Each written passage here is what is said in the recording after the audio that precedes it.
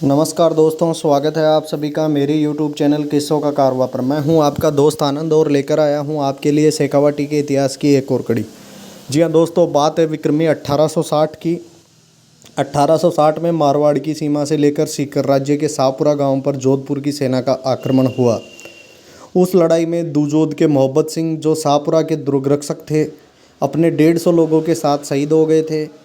और इसी के अंदर एक वाकया और मिलता है। कहा जाता है कि सीकर का एक सेवक, जिसके पाँव में फोड़ा हो गया था, उस लड़ाई के दौरान गढ़ के अंदर ही रह गया था। जब उसने देखा कि जोधपुर की सेना के शत्रु गढ़ के अंदर घुस गए हैं और उसके काबू में नहीं आने वाले, तो उसने अपने हुक्के की चिलम बारूद से भरी बुर्ज के अंदर झाड़ दी और उसी के साथ एक भयंकर विस्फोट किले के अंदर हुआ। और उस विस्फोट के साथ वह सेवक और उसके साथ जोधपुर के 500 लड़ाके वहीं मारे गए। जी हाँ दोस्तों, सीकर हमेशा अपनी वीरता के साथ अपनी बुद्धि क्षमता के लिए भी प्रसिद्ध रहा है। इतने में बताया जाता है कि सीकर से राव लक्ष्मण सिंह पहुंच गए और मारवाड़ की बची हुई सेना को वहां से भगा दिया।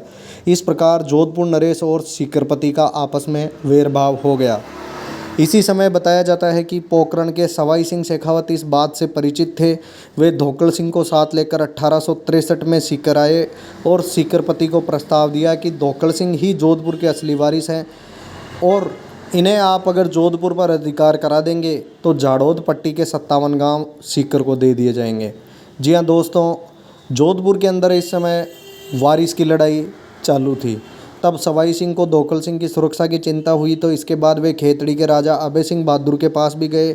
लेकिन जयपुर और जोधपुर के अंदर मेवाड़ की राजकुमारी को लेकर भी पहले आंखें लाल हो चुकी थी। फिर धोकल सिंह ने जोधपुर के खिलाफ जयपुर को अपने पक्ष में लिया, लेकिन उसका कुछ नहीं बना। इससे पहले 1862 में लक्ष्मण सिंह सीकर ने बेड़गांव के अंदर पहाड़ी के ऊपर एक गढ़ का काम शुरू किया, अर्थात एक नया गढ़ बनवाना शुरू किया और उस गढ़ का नाम उन्होंने अपने नाम पर लक्ष्मणगढ़ कर दिया, जो आज भी अस्तित्व में है। इस क्षेत्र में बीदावत शासक ज़्यादा थे, जिनके बारे में बताया जाता है कि उनका वर्चस्व काफ़ी था। खिरोड़, मुनवाड़ी, जाखल आदि गांवों के ऊपर रावजी ने इसके बाद कब्जा किया। 1869 में खिरोड़ के गढ़ को भी रावजी ने गुस्सा होकर तोड़वा डाला था। 69 के अंदर ही उन्होंने खंडेला पर आक्रमण किया और खंडेला के अंदर आने वाले कोट सकराय दुर्ग को जा घेरा। 4 महीने तक युद्ध चला। 9 लाख रुपए देकर राव राजा ने खंडेलाधीश का पट्टा भी अपने नाम कर लिया।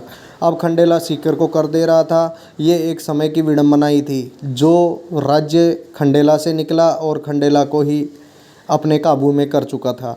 इस समय जयपुर दरबार में राव राजा का दबदबा बन चुका था। इसी समय जयपुर के विश्वस्त जमशेद खां राव लक्ष्मण सिंह को पकड़ना चाहते थे, किंतु राव जी उसकी भावना का अनुमान लगा करके अपने 500 सैनिकों के साथ पहले से ही वहां से पलायन कर गए।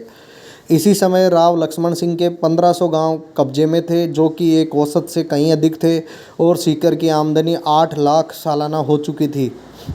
पड़ोसी उनके प्रचंड प्रताप से डरते थे। जयपुर की सेना ने कई बार रावजी से खंडेला खाली करवाने की कोशिश कर चुके थे, जो कि असफल रही। अंत में जयपुर की राजमाता बटियाणी जी के अनुरोध पर रावजी ने खंडेला खाली करा। इसी समय एक और किस्सा है। लक्ष्मणगढ़ पर खेतड़ी के राजा बख्तावर सिंह ने गोले दागे थे। उसके बदला लेने के लिए रावजी आगे बढ़े, किंतु कुछ समझदार लोगों की समझदारी के कारण इसे भाईपे की लड़ाई का उदाहरण खंडेला से मिल चुका था।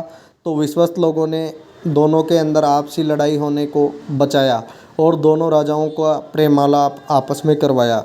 रावजी ने कुल 7 विवाह किए थे। उनके बड़े पुत्र राम प्रताप जी को इनके बाद सीकर का राजा बनाया गया। राव लक्ष्मण सिंह का वैभव अपने पिता शिव सिंह से दुगुना था और विक्रमी 1890 में राव लक्ष्मण सिंह जी का देहांत हुआ। जी हाँ दोस्तों, सीकर की अगली कड़ी के अंदर इनके बड़े पुत्र राम प्रताप जी और सीकर की व्यवस्था के बारे में पढ़ेंगे। और अगर आपको इतिहास के ऐसे किस्से पसंद आते हैं तो मेरे चैनल को लाइक, शेयर, सब्सक्राइब अवश्य कीजिए। धन्यवाद दोस्तों।